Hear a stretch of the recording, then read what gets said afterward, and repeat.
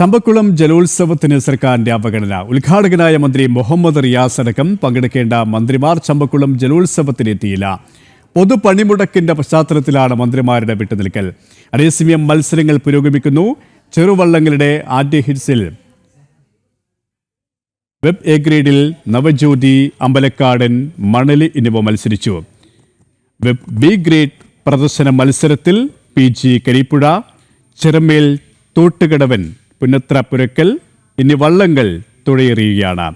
ചുണ്ടൻ വള്ളങ്ങളുടെ ഹീറ്റ്സും ചെറുവള്ളങ്ങളുടെ മത്സരവും പൂർത്തിയായി. സാംസ്കാരിക സമ്മേളനത്തിന് ശേഷം ഫൈനൽ മത്സരങ്ങൾ ആരംഭിക്കും.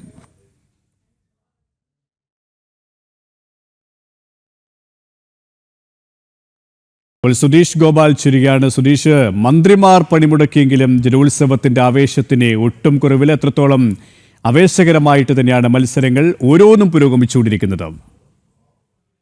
KP മന്ത്രിമാരും സംസ്ഥാന സർക്കാരും അപ്പാടെ അവഗണിച്ചെങ്കിൽ പോലും ചമ്പക്കുളം മൂലം വള്ളംകളി വലിയ രീതിയിൽ ജലോത്സവ പ്രേമികളുടെ വലിയ പങ്കാളിത്തത്തോടുകൂടി വലിയ വിജയകരമായി തന്നെ നടത്തുന്നു എന്നത് തന്നെയാണ് എടുത്തു പറയേണ്ടത്. 5 ചുണ്ടൻ വള്ളങ്ങളും 6 മറ്റ് ചെറുവള്ളങ്ങളും പങ്കെടുത്ത 11 കളിവള്ളങ്ങൾ പങ്കെടുത്ത ജലോത്സവമാണ് ഇവിടെ അരങ്ങേറുന്നത്.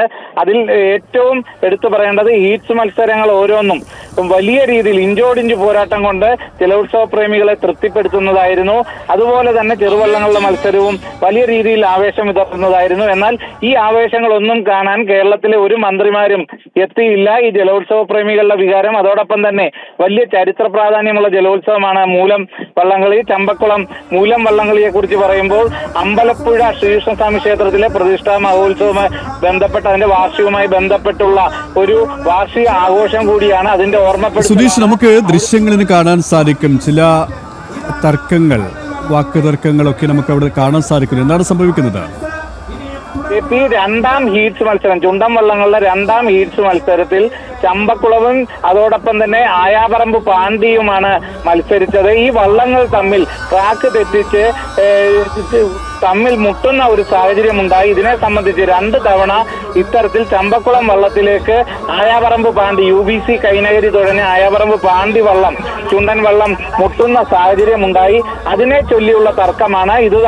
ഇതിൽ ചമ്പക്കുളം വിജയിക്കുകയും ചെയ്തു. എന്നാൽ ഇതിന്റെ വിജയം പ്രഖ്യാപനം അത് മാറ്റിവെക്കണം എന്ന് ആവശ്യപ്പെട്ടുകൊണ്ട് UBCയും ആയാപറമ്പ് പാണ്ടിയും രംഗത്തെത്തുന്നു. ഇതുമായി ബന്ധപ്പെട്ട തർക്കങ്ങളാണ് നടക്കുന്നത്. എന്നാൽ അതിന്റെ ദൃശ്യങ്ങളിൽ നിന്ന് തന്നെ വ്യക്തമായിരുന്നു അത് UBC കൈനഗരി തുടങ്ങിയ ആയാപറമ്പ് പാണ്ടി ചുണ്ടൻ അത് ട്രാക്ക് തെറ്റി ചമ്പക്കുളം വള്ളത്തിലേക്ക് ചേർന്ന് തുഴയുന്ന ഒരു സാഹചര്യമാണ് ഉണ്ടായത്. അതുമായി ബന്ധപ്പെട്ട് ഇപ്പോൾ ചമ്പക്കുളം ചുണ്ടൻ വള്ളത്തെ തന്നെ ചമ്പക്കുളം ബോട്ട് ക്ലബ്ബ് തന്നെ തുടങ്ങി ചമ്പക്കുളം ചുണ്ടൻ വള്ളം വിജയിച്ചതായി പ്രഖ്യാപിക്കുകയും ചെയ്തു. ആ രീതിയിൽ ആണ് ഈ വള്ളങ്ങൾ സമിതി മുന്നോട്ട് പോകുന്നത്. ആ രീതിക്ക് തന്നെയാവും ഫൈനലിൽ നടക്കുക. ചെറുതന ചുണ്ടനും അതോടൊപ്പം തന്നെ ചമ്പക്കുളം ചുണ്ടനും തമ്മിലാണ് ഫൈനൽ മത്സരം നടക്കുക. ആ ഫൈനൽ മത്സരങ്ങൾ അല്പസമയത്തിനുള്ളിൽ തന്നെ ആരംഭിക്കും എന്നതാണ് നമുക്ക് അറിയാൻ സാധിക്കുന്നത്. എന്തു തന്നെ ആയാലും ചെറുവള്ളങ്ങളുടെ മത്സരവും ചുണ്ടൻ വള്ളങ്ങളുടെ മത്സരവും എല്ലാം തന്നെ വലിയ രീതിയിൽ ആവേശം വിതറുന്നതായിരുന്നു.